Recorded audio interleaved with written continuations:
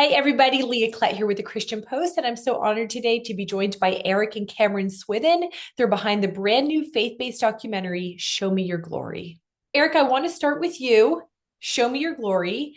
What inspired this movie? Was there a personal story or moment that really ignited this documentary?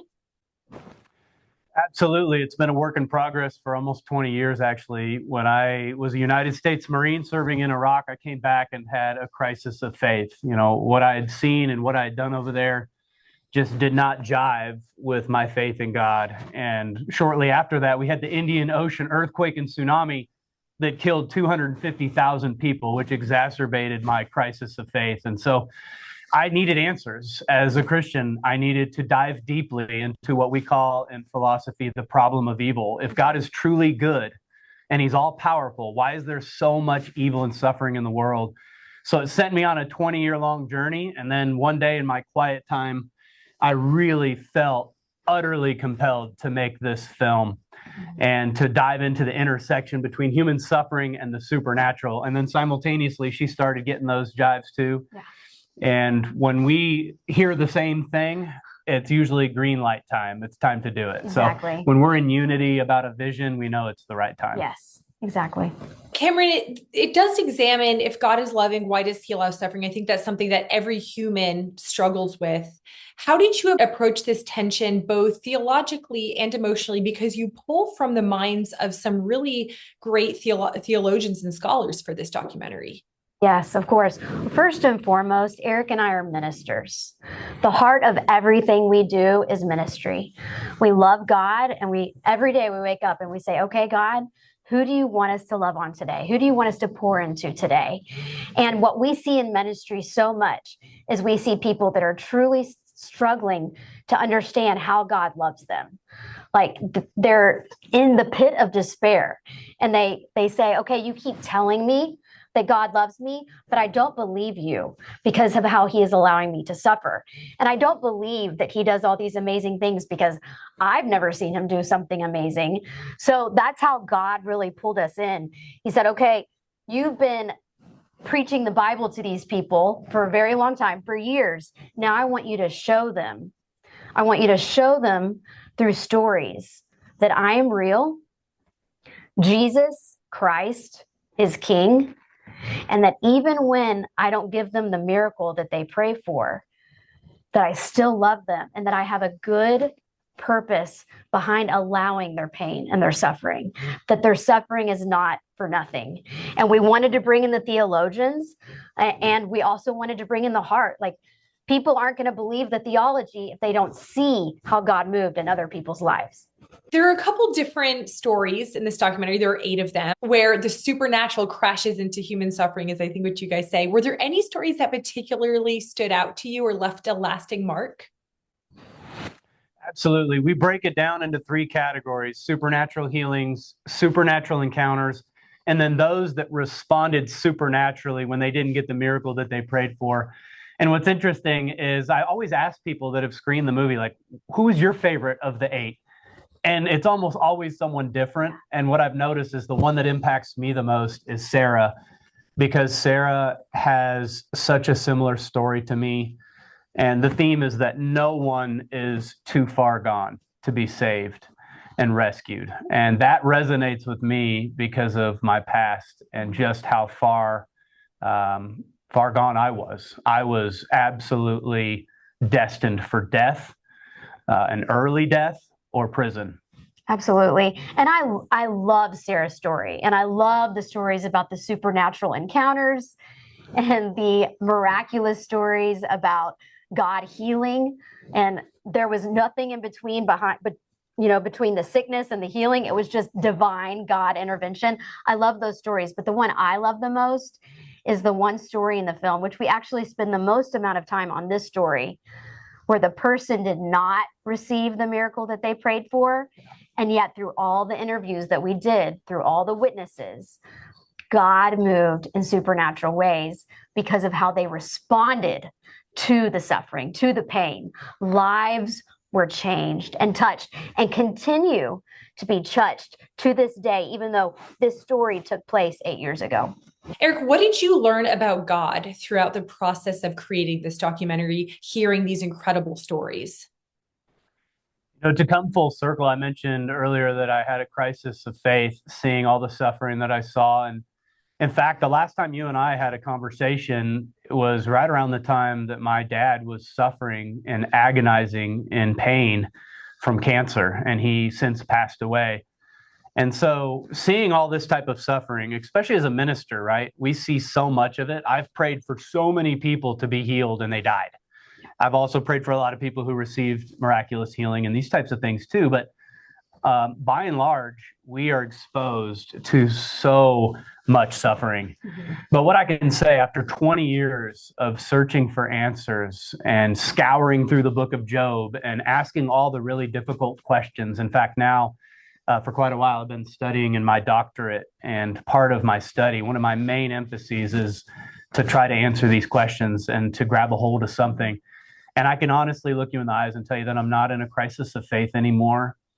I have learned to really trust God and trust his character, even when I don't have the answers. And something I like to say is what he said to the doubting Thomas. Everybody knows the line, "Blessed are you who believe without seeing." But I like to add, "Blessed are you who believe without feeling." Because in the midst of my agony, I'm like, man, this doesn't make any sense. This is horrible. I don't want to be in this. I feel like Job. I just want to die. It would have been better if I hadn't been born. And we've all had those moments when we're in the darkest pit, the darkest valley. Yes. But I can say now the difference 20 years later is that in the midst of that, I don't have to have all the answers. I'm okay with the mystery. And this film really highlights what I have found in those 20 years of searching. And same with so many other scholars that we interviewed, that we can trust God. Yes. And that it's okay to not have all the answers. We could still trust him. That is what faith is. That in our momentary light affliction, 2 Corinthians 4:17, God is producing within us something that's eternally significant. It's an immeasurable weight of glory that we will capitalize on forever and ever. And we can hold on to that he is a good father, that he is trustworthy, and that everything we're going through is for our good. And it's not just an intellectual knowing that faith, it comes down 15 inches to our heart, and we choose to believe it with our heart. And what I've learned is as we exercise faith in that way, we begin to experience, I get emotional, we begin to experience his peace that doesn't make any sense in that circumstance. And that is supernatural. Peace that doesn't make sense in that given scenario has to be from an outside source. It's from God. Yes. Yeah, I can't say it any better than that. And we actually have a book coming out at the same time as the film on May 13th. And in part 2 of the book, we do a really deep dive into understanding suffering. And we go through all the many reasons why God allows suffering. So if this is a topic that your readers are very interested in, I encourage them to not just see the film, but to read the book, because at the heart of the matter is the people, they are suffering and they need answers as to why God is allowing them to. And we're able to spend a lot of time on that subject in the book. Yeah.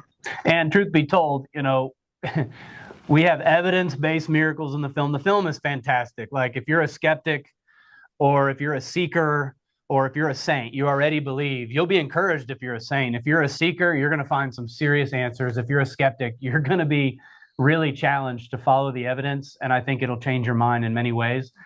But regardless of all of that stuff, I think that at the end of the day, when you have a film as rich as this, we are not able to have an 8-hour film. Yeah, exactly. They frown upon that. So to keep this film under 2 hours is like, what do we do with the rest of this? Yes. What do we do with this like 40 hours of interview with professionals and all of this evidence? And so we needed to put it somewhere. And so a book just made sense. Exactly. Well, you guys also co-wrote 2 original songs for the film. How do they complement the film or expand the emotional arc of the documentary? Just to be real, like this film should be like a $5 million production. It would have been if it wasn't for Wanda Strickland from Woodmont Baptist Church doing our costumes. And For free. one of our 8 characters' grandfather is our casting director and acting coach. He'd been doing it for 40 years, but he did it for free for our film. Yeah. So there were all these types of things like this is going to make you laugh, but because of insurance issues, I did the hanging scene. I was the stunt double. I had to do 6 takes, and it hurt me pretty bad. No serious injuries, but I was pretty messed up from it. Yeah. So part of the budget was like, we don't want to pay for the rights of all these songs, and we wanted something original. And so God gave her some music. We had 2 stories where the testimonies are talking about songs. Okay, one at a church, one at a youth group scene. Yeah. And while we're planning reenactment filming, I looked at Eric and I said, okay, what songs are we going to play during these scenes? And he looked at me and said, I have absolutely no idea. Can you help me figure that out? Yeah. So I started to try to figure it out. Turns out it's actually really expensive to purchase rights for songs in a film. And this film is 100% donor funded.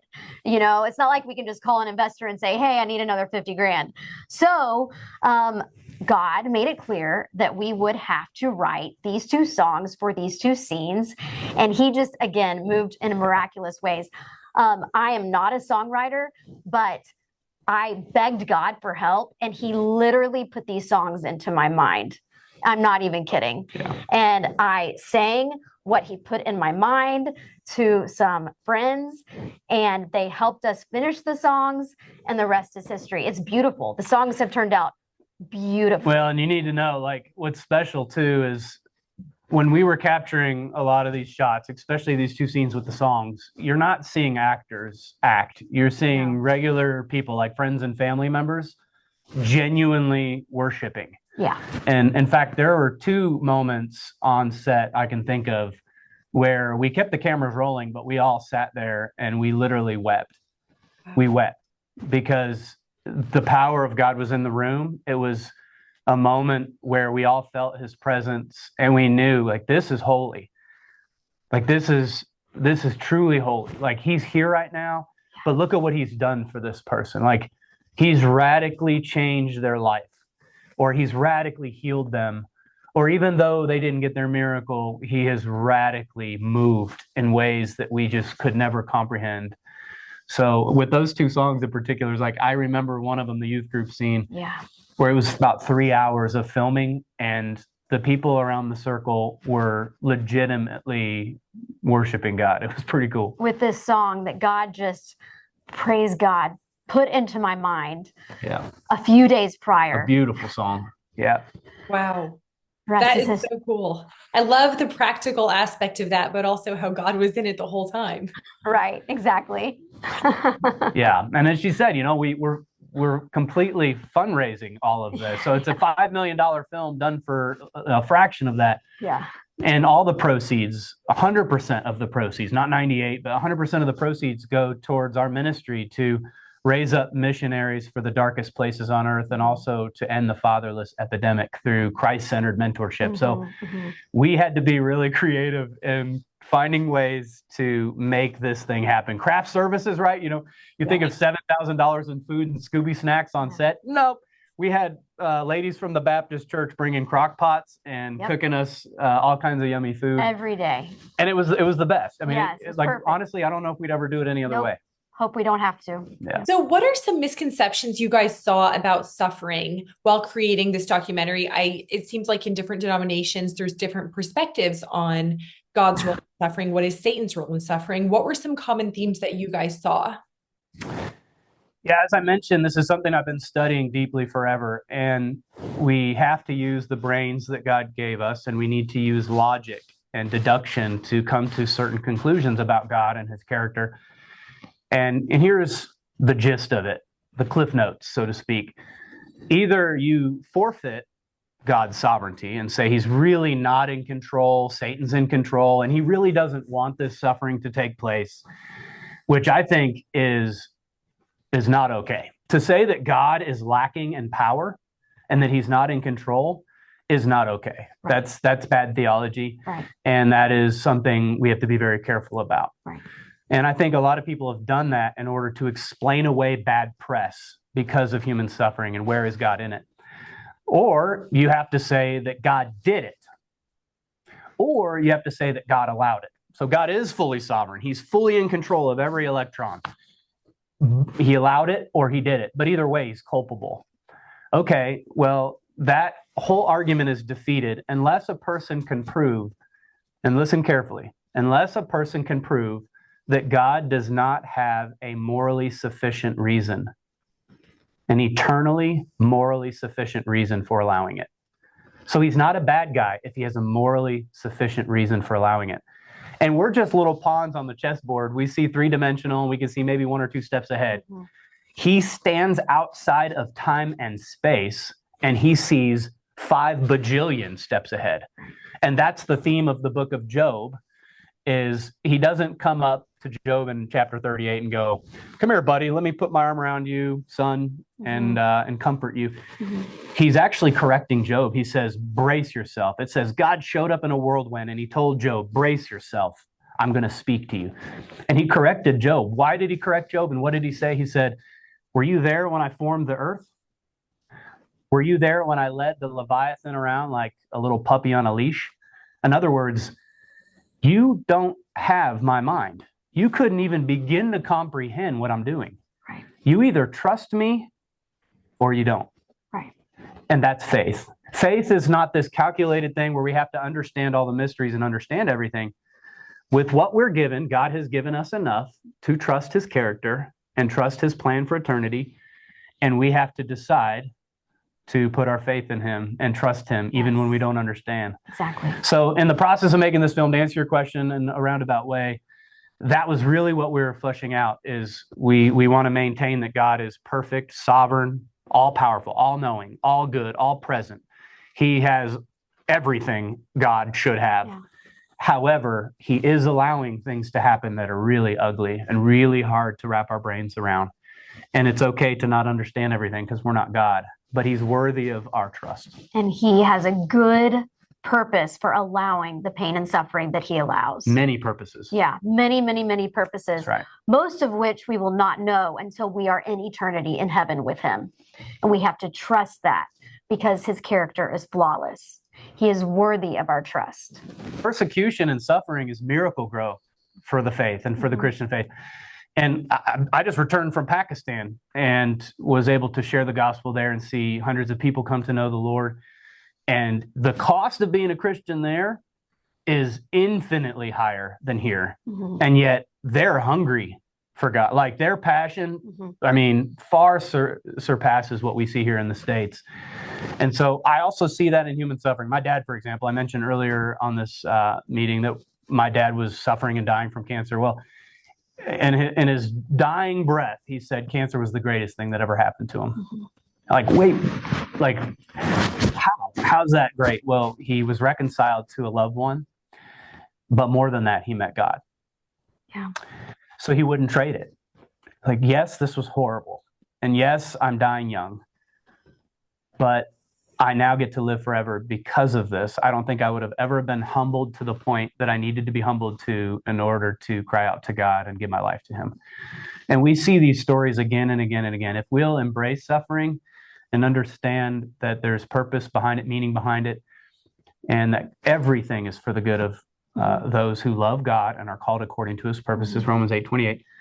If we'll trust that promise, it's unbelievable what God can do through it.